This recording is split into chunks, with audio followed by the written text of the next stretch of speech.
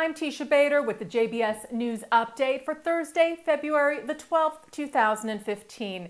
Israeli forces, including the IDF and Shin Bet, Israel's intelligence agency, conducted raids in the West Bank Tuesday night to seize illegal weapons and financial assets belonging to Hamas.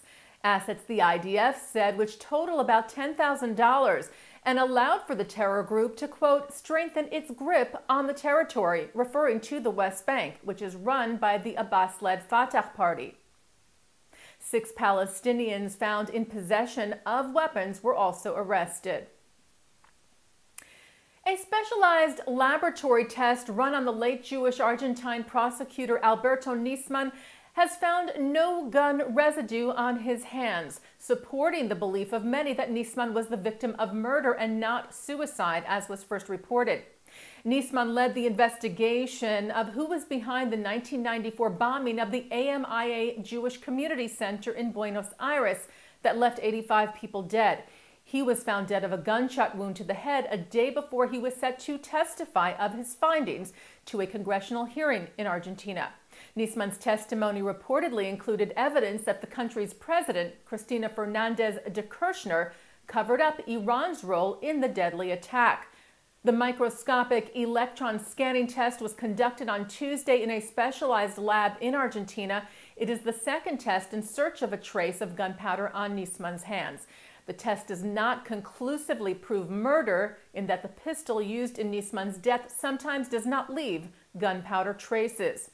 Memorial rallies to honor and remember Nisman are scheduled for a week from today, February the 18th, to mark the passing of 1 month since the special prosecutor was found dead. The Anti-Defamation League today criticized J Street for the petition it launched against Israeli Prime Minister Benjamin Netanyahu's planned speech to Congress on March the 3rd. The J Street petition states that Netanyahu does not speak for all Jews.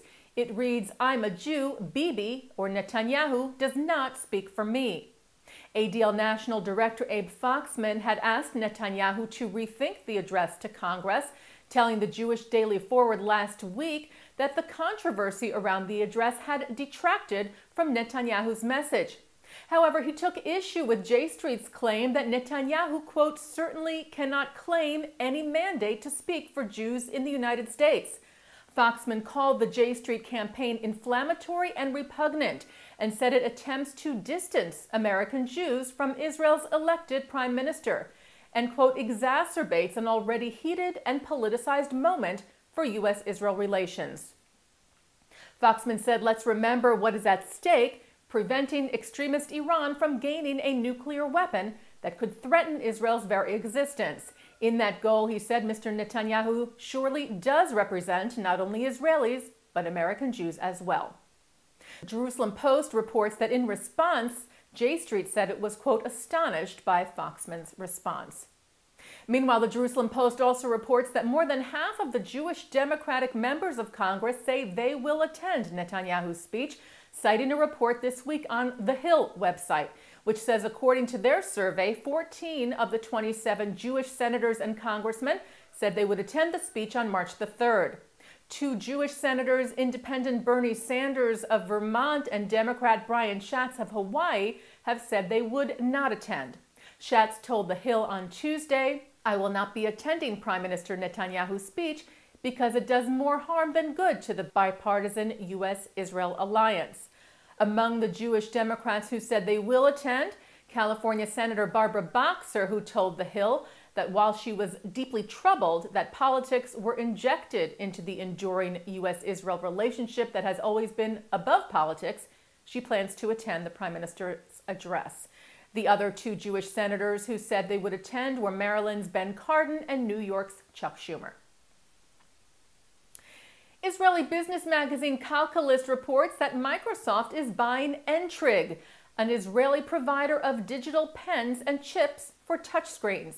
The purchase price for the company was said to be around $200 million, though that amount was not officially confirmed.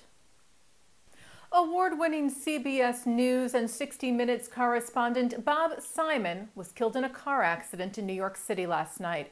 The veteran reporter was reportedly a passenger in a hired town car that crashed into another car in Manhattan.